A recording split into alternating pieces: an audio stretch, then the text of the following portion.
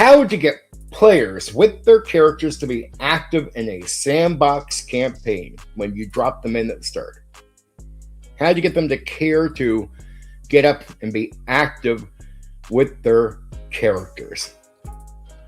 Okay. I seen a post on X, and it's one that I was very unhappy to see, because I know it's somebody from a certain circle of people that probably have heard some of what I had to say, right? I hear you, Oracle. So this guy was posting about how there's no good advice out there, none, for how to drop players in with their characters into a sandbox and get them to be active. And I'm like, well, that's not true. I have multiple videos that clearly explain this and multiple streams.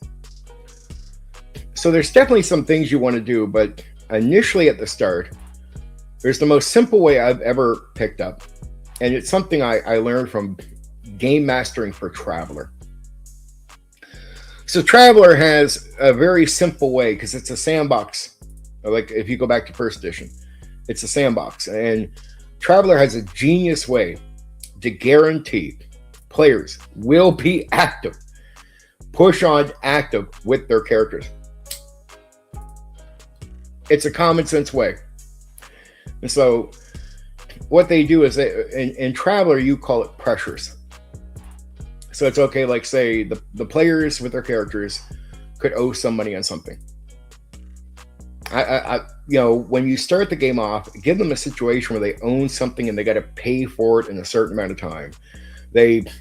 Or make it they have to go pay somebody off, like they owe somebody money. But some type of form of pressure to get them to be active right away. That's a guaranteed way to get activity, right? That's a starting point. They have to go pay something off. If they sit around for too long, there's going to be issues. You make sure the group might know one or two people that can come by and talk to them or make offers. It's always good, or to have people coming around to talk to them on purpose. See, first off, you create a pressure to maybe 3, depends on whatever pressure you want to put in there for them owing something, needing to get something in a certain amount of time. Like it's like, look, if you don't get it by tomorrow, that you're going to be in trouble. If you don't start looking for this person right away, to help you figure something out, you're going to be in trouble. Like you have a limited amount of time and you got to pay something off. You got to owe somebody some type of debt, or you got to pay something off in a certain amount of time, or to get something that, you talk with the group about what they want. It's like, to get that, you need to do that within a day. You need to do that within half a day. So you create pressures. That's a great way to guarantee that players feel under pressure to get out with their characters and do something besides just sit at a table drinking. That's a starting point, right? And you definitely want to go over let's get into the nuance. You want to go over with the players what goals their characters have. Now, if you can create more pressures out of that, like, well, you have a goal for this, well, there could be a guy in the place where to be able to go after that goal for a specific player, they have to get up and go meet somebody. So find out goals, find out where you can set up any other pressures that you want to. Have NPCs around that can bring pressure to them. And these pressures are to guarantee activity. I don't got to be direct because I don't know. It's common sense what I'm telling you. Very clear common sense too. They could own a building. They got to pay that off or they're going to lose it. And that could be very beneficial for them that own the building for later uses. You could tie it into a goal that the group has. So have good talks, set things up, find out what the group wants, find out what the characters want, and start lining up pressures with things that they value. But the pressures have to exist. A simple pressure could just be the group owes somebody money, and they get a limited amount of time to get it paid. There could be potential jobs that they can go get that you could even say beforehand. These aren't even just hooks. Like you could say there's 1 or 2 jobs you guys would know about, and maybe give them a hook if they want to go to it on that level, and say that these jobs guaranteed to get some money to pay off that thing, right? Now, these aren't going to be railroads. There's no force. They can look for something alternative, but the pressures are they need to pay something off. And they don't have long to do it. They don't have weeks. They don't have months. They have a certain period of time to get things started. That's like getting the ball rolling. And then there's other things you could relate to their character, other opportunities that might be limited in amount of time. Once you get players out the door interacting with things, they're going to meet with people. They're going to start interacting. The improvisation starts. The offers. The ball is rolling in the game. I guarantee you won't get back to a place where they're just sitting down. It's like, well, we did that and paid it off. Now we can sit down here for 2 hours in a session and do nothing. Like, once the ball is rolling and contacts are made, offers are made, people are being met, other new jobs could be improvised in, they want to start looking at it, because the more active they are, the more active they're just going to be with their characters, just naturally. So once you get the ball rolling, you're pretty much guaranteed to just go from there. You won't have to worry about redoing that. So pressures are a way to guarantee it's pressure on the characters to get up and moving and do something. Don't just go, oh, you're in a town, do what you want. No, you put in a town, there's no railroad, but they still have to pay for a thing. How they pay for it is up to them. They could own a building, they got to pay the rent on that, or they lose it, right? And that could have to do with a goal. So you make sure you line some stuff up with them here, like have a talk beforehand. What would you guys like to do if you owned a place? Okay. Well, you don't own everything you want, but you definitely do. I'm going to start you off with the location. But here's the thing. You have to rent that thing. And right now it's not paid for. And you don't have the money to pay for it right now. You got to get out and make money. Right? Or the group, for whatever reason, somebody has financed them coming to the town where they're at. That's a group working together. Okay, he's financed, but he's also only given them a few days to pay him back for getting him here, because there's opportunities here they wouldn't have, besides that, right? And then there's opportunities the individual characters will want that might even benefit the group. So you might want to look at individual goals and go, how can the individual goals, if they were to go after them, benefit the group overall? So there's a new pressure. You want that thing, you'd have to go see that guy. He's going to leave in like a day and a half. Oh. And if you go see him, he won't just have what you want. He can actually help with the group overall. Oh. These are what you call pressures. And they work for Traveler, and they work just as, like, you get a unique, because in Traveler, it's like paying for the spaceship. So I don't want to align the ideas here.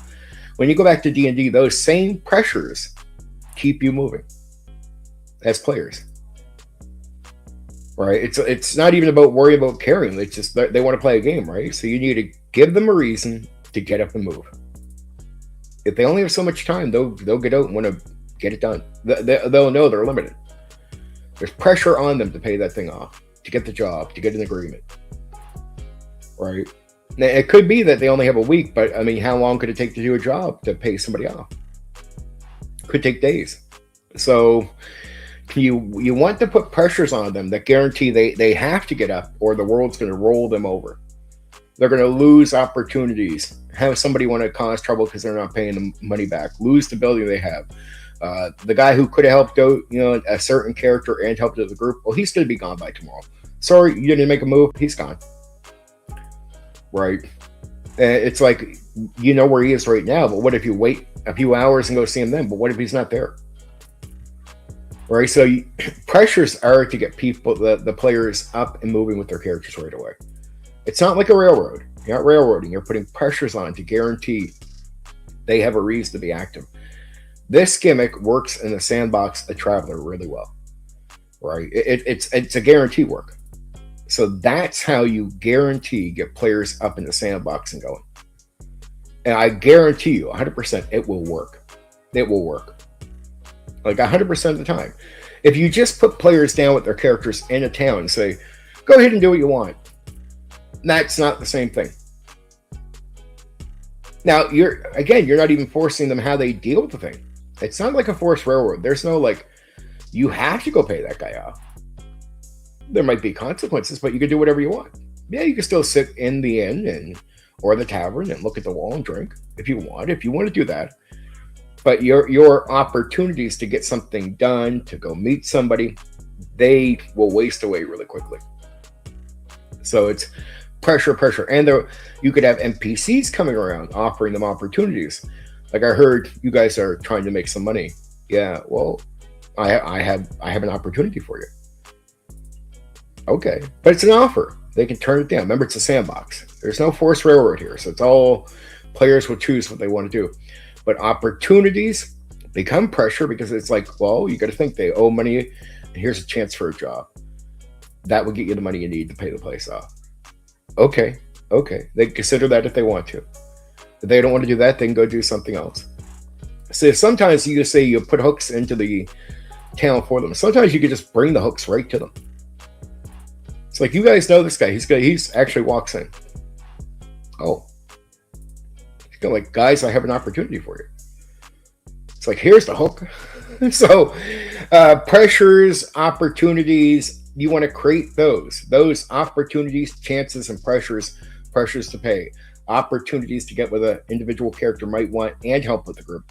Or even having NPCs come around that can bring the hook right to the characters and line the opportunity up with the pressure of needing them needing to pay something off. Do that, and you'll always have people active. There's always something they could owe a limited time for opportunities, and sometimes just opportunities will be pressure enough. It's like, if that guy's gone tomorrow, there goes your chance. So it doesn't always have to be that they owe something, but it's whatever form of pressures, opportunities, money owed, a building over they're paying rent, maybe they owe debt, whatever, right? But a form of pressure. And again, these pressures get the game moving. Like, they get the players moving with their characters and being active and thinking of being active right away. Yeah, sometimes you're lucky to run into players like myself when I was younger. You could drop me into a sandbox and my DM could do the pressure thing. My DM also knew a player like me. It's like, you don't need to. But there's not a ton of guys like me out there. Like, you drop me into a town, I will just take the initiative. I don't need no pressure. You're at the tavern. Okay, all right, good, man. I'm ready to go. Like, I don't need you to talk about opportunities or need to give me anything. I am going to want to play the game. I don't want to sit around like an idiot. So I can critique other players when they do that, but I mean, like, that's on them. I can't hate other human beings or tell them what they can or cannot do.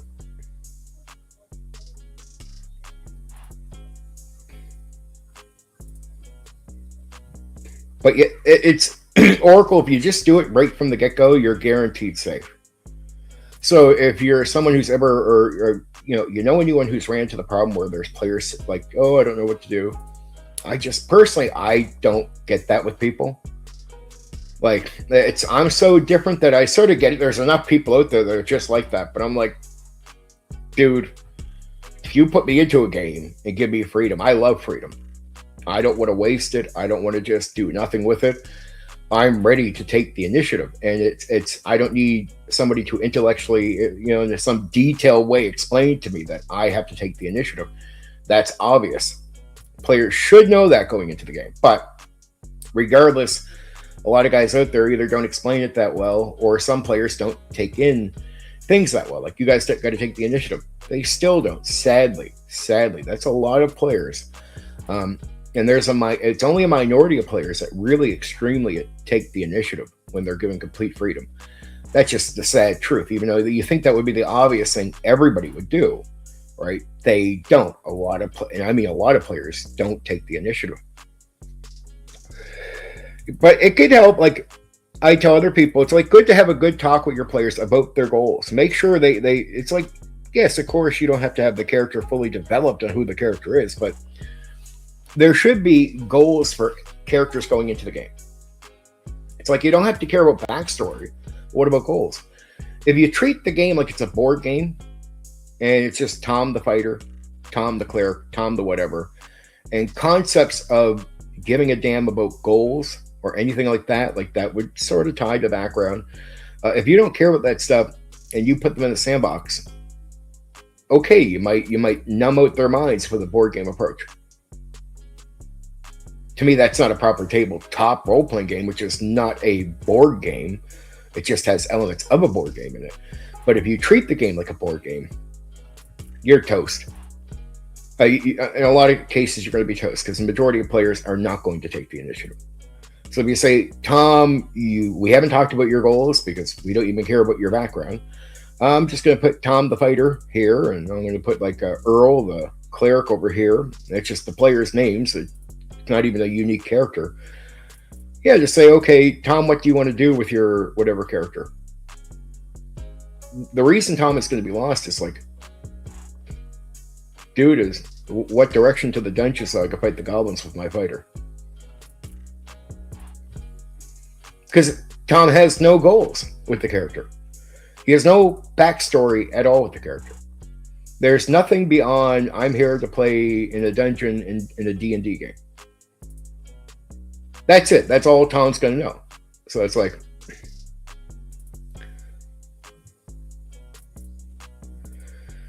you can tell them that, but it's sometimes you get people that they lock up. They go into lockup mode because they don't know where to start. Like, who do I even go talk to find these quests? Because you have to get inside the players' minds. You put them in a town, all right, there could be like, what, 2,000 people there? Where do I go? Who do I talk to? Do I talk to the guy standing on the street? Like, just who do... People do get locked up on this. You generalize too much. Now, it doesn't mean all players are like this, but this is when you get into the problem, when you hear the DMs complain. Oracle, we're talking about people that run to the issue. So people that go, well, I have players that take the initiative. Good. You don't have a problem. No problem for you. But what happens when you run to the players that lock up? Because this is what we're trying to help out with.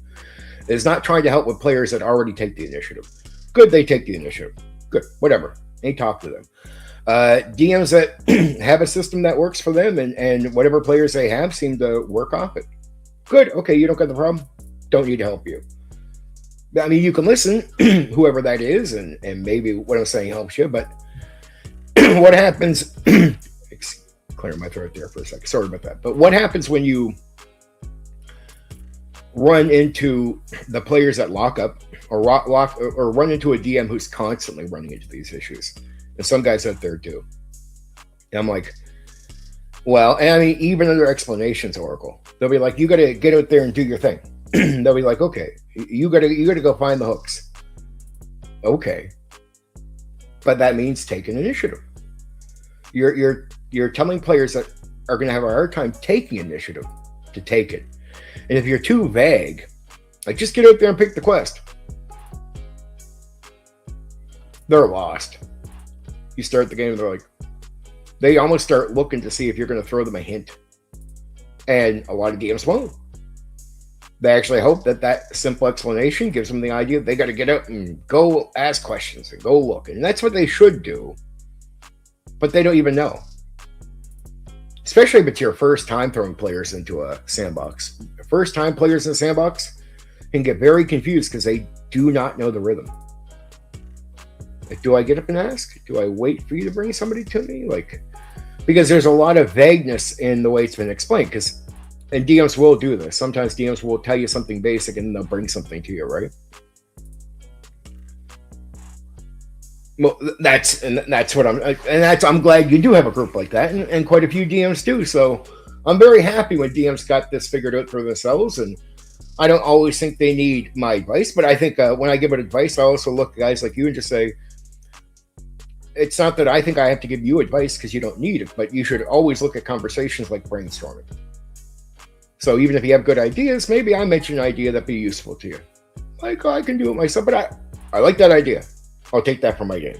And that's that, to me, that's why the public dialogue and even advice is actually not bad, because we're all brainstorming together on ideas, right? So if it's okay to hear something and take that for your game, even if you think you got to handle it pretty well. So I think there's nothing wrong with that too. So I always tell people that get the ego of well, I don't need advice. That's not how you should take things in. You shouldn't listen to people like you feel like you are being insulted, like that guy is purposely talking to you like you need it. I don't talk to guys as if they need the advice. But for the guys, there are guys out there that really do need it. Like we would both acknowledge who they are, because I know you've heard the complaints too, Oracle, from guys who get these players that lock up. It's so common. There's nobody in the hobby that hasn't heard somebody complain about the issue of putting players down in the sandbox and them not doing something. And it's like, okay, the urgency thing. It's giving them an idea too. Like, I do this. Like sometimes I'll start before I start the game. I'll let players know what their characters know. It's like there's hooks and you can get out and get them, but here's some of the people that you know to go talk to about it, right? Oh, it is. So it's really good to give them some helpful, really good hints instead of just hoping they figured out by sitting there for 2 hours, right? Because sometimes they don't learn much even when they do that. You got to let players learn. I agree, Bill. That's a really good thing. But there's some hints you can give to sort of start off on that first group. It's like, okay, and actually I think some of this stuff could just work with any group. It's like, who do the player characters know in the place? And they probably know somebody. So it's okay to say who they know. It's okay to give them NPC connections that might come to them, right? It's okay to give information out that you could actually not just look at giving new players, but giving as common practice, but it benefits new players, right? It's like, what do I know about the town? Like, where could I go and talk to people? Okay, well, you know a few places. Here's what the group knows. You do know 1 or 2 NPCs that might come talk to you here. Here's their names. Again, we can go into the urgency thing, like Oracle sort of acknowledging, say, the pressure stuff I'm talking about, like maybe owing something, or hey, if you wanted that thing that you were looking for, that guy will be gone by the tomorrow, or you know what I mean, in whatever amount of time. So you got to go see him at one point, or you're going to run out of your chance right there, and mix all that stuff in, and then understand just what the characters are looking for. So when you start coming up with some extra ideas of how to really come up with gimmicks to get them going or give them opportunities, you can know what the players want. But you want to make sure you're not running a game where it's just Tom the fighter or Tom the cleric, and Tom has no backstory, no goals, no nothing, right? That player has a character who has no passion for nothing other than he's here to, the player, Tom, is here to play a board game in a dungeon. If Tom shows up to play a board game, you want a bit more than that. That's why that survival thing in old school, I say to the guys, why do I preach about levels 1 to 3 being something where most players should avoid combat? Why do I think it's so necessary to not always have a lot of games where you're making up 4 or 5 characters because players run into combat and you go through a meat grinder, which a lot of DMs do? Why do I think that's so necessary? Because once you find out from OD&D up to AD&D, even first edition, that most of the time, your initial character actually can survive, especially once you get some experience. Now, your first time, maybe you lose a character or 2, but with experienced players, usually, their first character actually can survive. Like, just going all the way through. It's not the meat grinder, but you have to sort of follow a thing the designers want you to do to achieve that as players. You really have to go to your way to avoid all combat, most of it from levels 1 to 3. And if you do, you can actually have a character survive most of the time, that first initial character. And that means if you only got to make up 1 or 2, then it's not just throwaway characters, and then you can care a bit more about backstory. See, why would most DMs and all that not care about backstory? It's not because they totally don't, but here's the reason. I've met most DMs who will tell me they don't care about backstory. And when I get into the nuance, the complexity of the conversation with them, they start telling me the truth. Well, dude, what's the point of caring about a backstory if you're just going to lose that character almost right away anyway? I'm like, that makes sense here. The meat grinder causes you to look at something that you personally might not actually dismiss. So I think most nerds actually don't see a backstory or a background as a bad thing. They just don't think it works for the game the way it is. That would be the truth of it. And what happens to some people is they become so accustomed to the meat grinder that they start losing sight of the value they might have had in the backstory being interesting. But once you realize D&D doesn't have to be a meat grinder at all, from OD&D, Beckme to AD&D 1E, especially with second edition.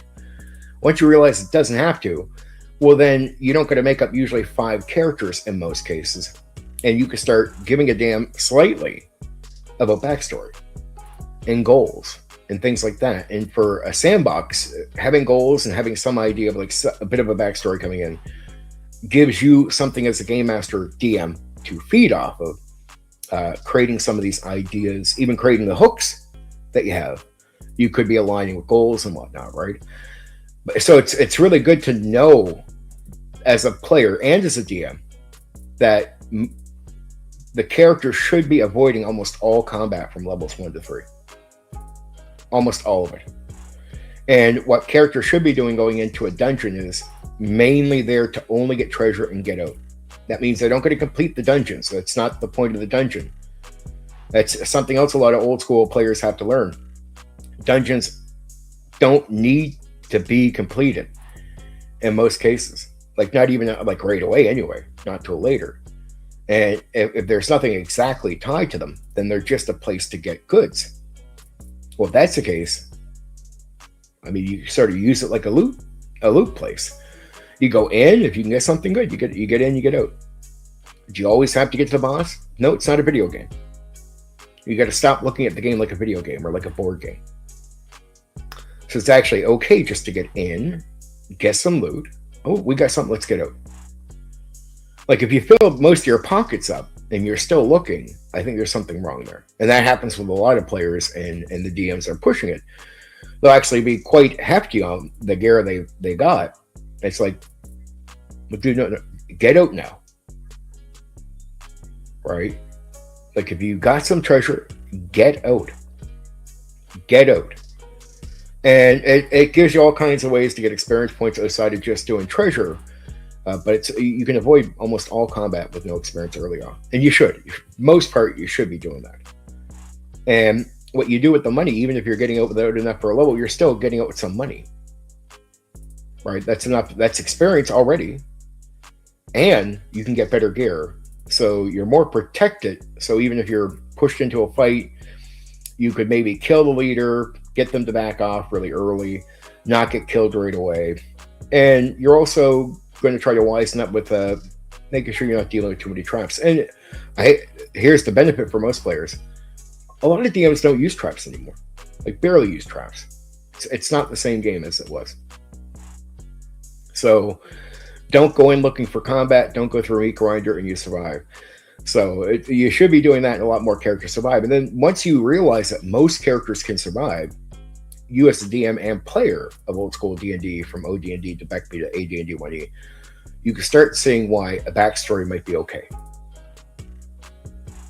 And you can go back to valuing something again that as nerds, I think we actually should value. I mean, there is an overkill limit to me. I don't want 3 pages of backstory, but I have no issue with somebody bringing me half a page or a page, to be honest.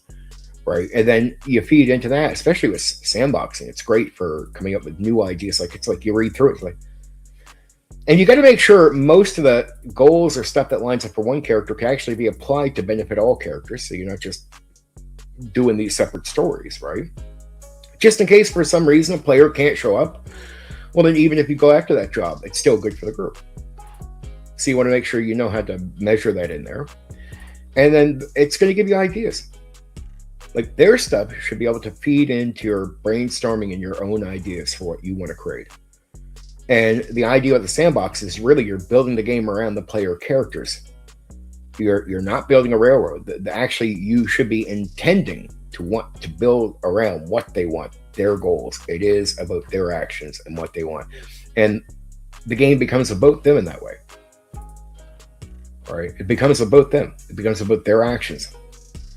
It's you want to accidentally start railroading in the sandbox. That can happen too, where it's like, okay, the players are going over here, but you come up with a big idea over here, but they're not actually going over to that thing. And now you're going to try to start forcing them over to it. Don't do that. It's one of these things where I tell DMs to invest, and there's nothing wrong with investing in your creativity, but invest where the players are being active. Right? Doesn't matter how good the idea is over here. If they're not doing that, okay, put that one aside.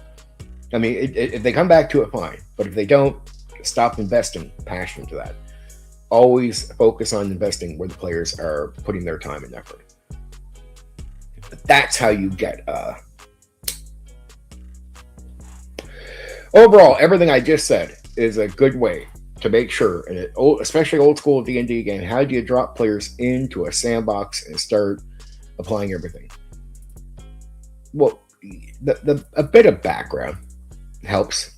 Some understanding goals helps. Pressures help. If you have a player who takes initiative, like say if your Oracle seems to have some good players, but if you're lucky enough to have a player or two in the overall group that takes initiative, well, don't be afraid to tell them before the game. On top of all the other efforts you're making, giving them information about where they can meet NPCs that might be connections. Tell them it's like you guys take the initiative all the time, so this is really like, please go ahead and push the group towards stuff. Like, let players that are going to do that do it. Oh my.